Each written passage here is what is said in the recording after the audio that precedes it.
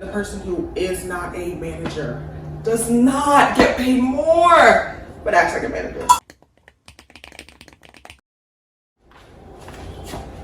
Hey guys! Yeah, welcome back to my channel. Today, unfortunately I have a shift at work today, so I'm gonna make breakfast. I'm gonna make a little avocado toast while I talk to you guys. I discuss retail politics and I tell you guys what it's like working in retail and how to overcome it, how to work in retail. So I know what everybody's thinking, why am I equipped to make this tutorial? You fucking bastard. I've worked at a couple retail places, and doing something so repetitively, you see a lot of patterns. First, let me explain to you the type of personalities you're like 99.999% sure to encounter. Always gonna be, there's always gonna be, no, for real. There's always gonna be someone who thinks they're the boss, but is getting paid the same as you. That also coincides with the person that's been working there since the store was built. But yeah, there'll be like the OG that's, oh yeah, I've been working here since, I'm like, all right, girl. Goes out of their way to be like, oh, either I'm better than you or I know so much more than you because I've been working here for longer. Keep relevant. Because most times there's multiple managers at location. Usually there's like the cool manager that everybody likes, everyone wants to chit chat with. And then there are, you know, the other managers that sometimes they have the problems, sometimes they don't. This may differ. Maybe you're gonna get somewhere and you're gonna, you know, experience none of this. But usually the most like irritating personality types that you're gonna have to encounter is like the person who just like goes out of their way to pretend that they're better than you because they've been working there for 37 ages, and the person who is not a manager does not get paid more, but acts like a manager. It just depends on the type of person you are and what's gonna be easiest for you. I'm like a pretty nonchalant person, so I'll usually just either feed into their ego or just like literally not talk to them. So like the only time I'll talk to them is like if they're telling me something straight from a manager, because girl, it's longer than me. Go whip up a bed toast. Also, another issue, especially as a teen, like a young teen, you know, maybe it's your first or second job, whatever. Another issue you will face is like putting up your boundaries and making sure that they're respected. You're not used to that environment, so it's going to be a little harder for you to do, and a lot of people notice that. So make sure that when you're working in retail, make sure that you set standards and you follow them from day one, because if you start off as the worker that everybody can like, we can force her to stay late, we can force her to work when she's clocked out, we can cut her break short, she doesn't need a break, blah, blah, blah. If you start off that way, you are going to work that way.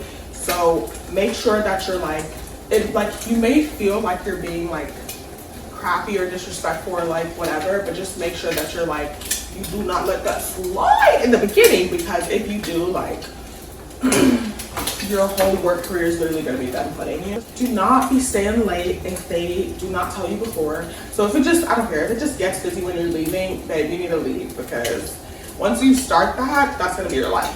And do not, if you clock out, get out. Do not clock out until you're like, you know, the second that you clock out, you're about to leave. Because clocking out and working, that's stealing. Baby, that's stealing and scamming. So just watch out for that for sure.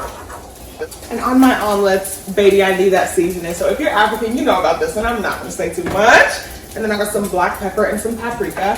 Paprika is really for color because I'm like, not really an unpopular opinion, it's the truth. Paprika doesn't really have a taste. Every time I put it on my omelet, I don't taste the difference. But it looks cute, it makes me feel trendy. So.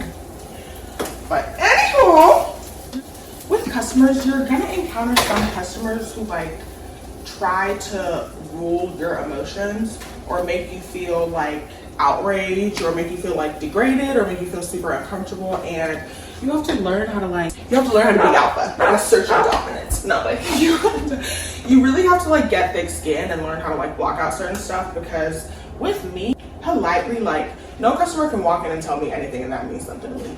So like it's not that I view customers that like as like second citizens or anything. Like, I just view them as strangers because they are strangers. But like, if a stranger just walked up to you in the middle of the street and was like, hey, this is wrong, you'd be like, all right, girl, why are you talking to me?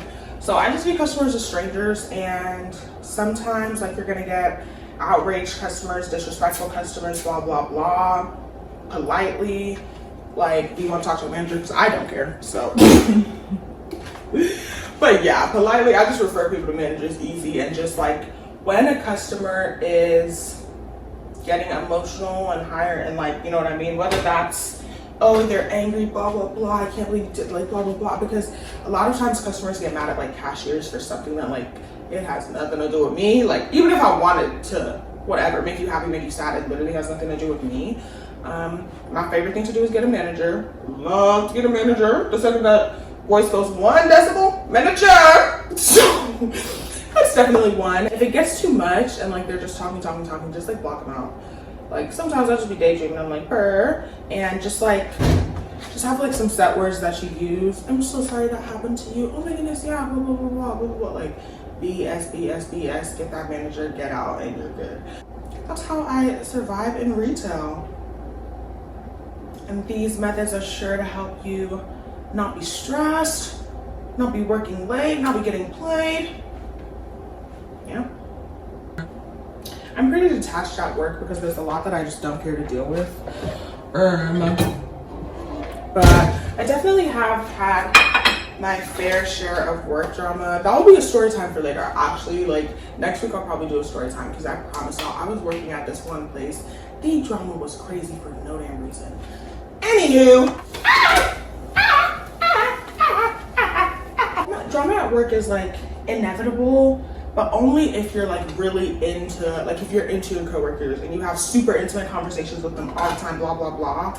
My little life hack for that is like, just talk about work or extremely basic stuff at work with your coworkers.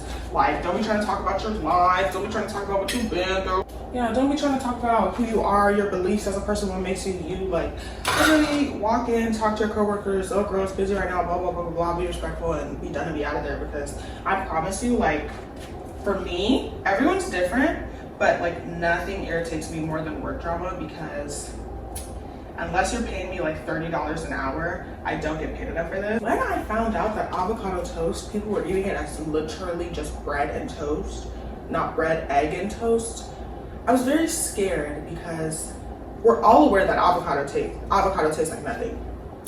So you're basically just munching on bread. And breakfast is gonna be this yum yum avocado toast and strawberry yogurt.